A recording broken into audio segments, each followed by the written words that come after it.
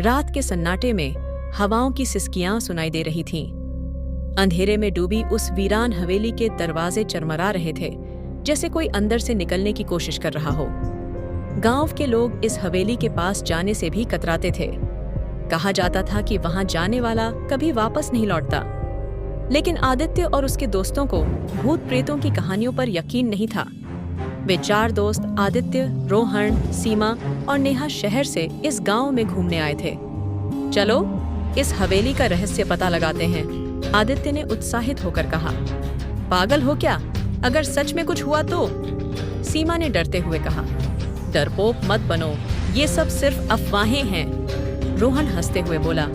नेहा भी हिचकिचा रही थी, मगर दोस्तों के मजाक उड़ाने के डर से वह भी तैयार हो गई। हवेली के अंदर चारों ने अपने मोबाइल की टॉर्च जलाई और भारी भरकम दरवाजे को धक्का दिया। दरवाजा चरमराता हुआ खुला और अंदर घना अंधेरा पसरा था। जैसे ही वे अंदर घुसे, ठंडी हवा का झोंका आया और दरवाजा अपने आप पीछे से बंद हो गया। ये कैसे बंद हुआ? नेहा ने घबराते हुए पूछा। हवा होगी, आदित्य ने खुद को और सबको दिलासा दिया। हवेली के अंदर हर चीज पर धूल की मोटी परत जमी थी। दीवारों पर पुरानी तस्वीरें टंगी थीं, जिनमें से कुछ के चेहरे डरावने तरीके से फटे हुए थे। एक तस्वीर में एक औरत थी जिसकी आंखें रहस्यमयी लग रही थीं। ऐसा लग रहा था जैसे वे चारों को घूर रही हों। अचानक सीमा ने एक धीमी सी सिसकी सुनी। क्या तुमने भी सुना? सीमा ने कांपते हुए पूछा। हाँ, कोई रो रहा है, रोहन ने धीरे से कहा। चारों ने आवाज का पीछा किया और वे हवेली के पिछले हिस्से में पहुंच गए। वहां एक बड़ा हॉल था जिसकी छत से पुराना झूमर लटक रहा था। आवाज धीरे धीरे तेज हो रही थी। वे एक दरवाजे के सामने रुके। दरवाजा हल्का सा खुला हुआ था। आदित्य ने धीरे से दरवाजे को धक्का दिया। भूतिया परछाई। अंदर का दृश्य देखकर उनकी सांसें थम गईं। एक औरत सफेद साड़ी में खिड़की के पास खड़ी थी। उसके लंबे घने बाल हवा में लहरा रहे थे और वह धीरे धीरे सिसक रही थी। नेहा ने कांपते हुए पूछा, कौन हो तुम? औरत ने धीरे से अपना चेहरा घुमाया। उसका चेहरा अधजला था। आंखें कोयले जैसी काली और गहरी थीं। उसके होंठों पर हल्की सी मुस्कान थी, लेकिन वह किसी शैतानी इरादे को दर्शा रही थी।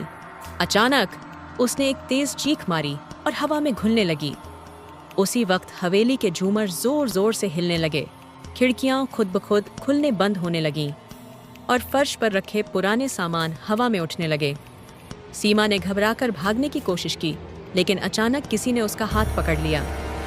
जब उसने पीछे देखा तो वह वही भूतनी थी। उसकी आंखों में जलती हुई नफरत थी। सीमा जोर जोर से चिल्लाने लगी।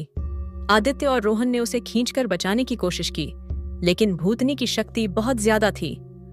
गायब होती सीमाएं! सीमा की चीखें हवेली में गूंज रही थीं। धीरे धीरे उसकी आवाज कमजोर पड़ने लगी और देखते ही देखते वह भूतनी के साथ गायब हो गई। सीमा, कहाँ गई? नेहा रोते हुए चिल्लाई। आसपास सिर्फ सन्नाटा था। हमें यहाँ से भागना होगा, आदित्य ने कहा। वे दौड़ते हुए दरवाजे की ओर बढ़े, लेकिन दरवाजा खुल नहीं रहा था। दीवारों पर टंगी तस्वीरों में अब खून के धब्बे उभर आए थे। अचानक हवेली की दीवारों से अजीब सी आवाजें आने लगीं, जैसे कई लोग कराह रहे हों। नेहा के पीछे कोई परछाई हिल रही थी।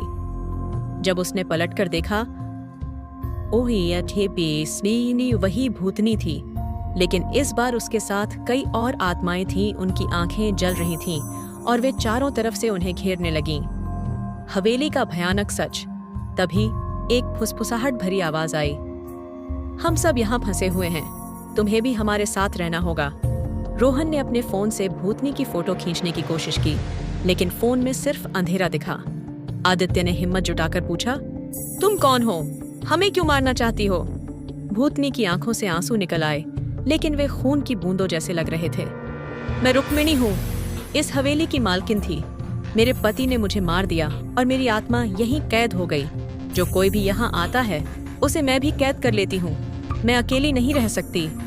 नेहा ने हिम्मत करके कहा, हम तुम्हारी मदद कर सकते हैं। मडी कैसे कहते हैं, लेकिन हमें छोड़ दो।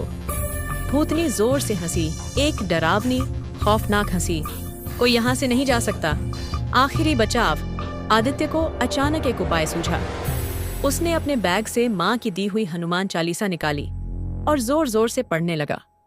जैसे ही मंत्रों की ध्वनि हवेली में गूंजने लगी, भूतनी और बाकी आत्माएं तड़पने लगीं। हवेली हिलने लगी, दीवारें फटने लगीं और भूतनी दर्द से चीखने लगी।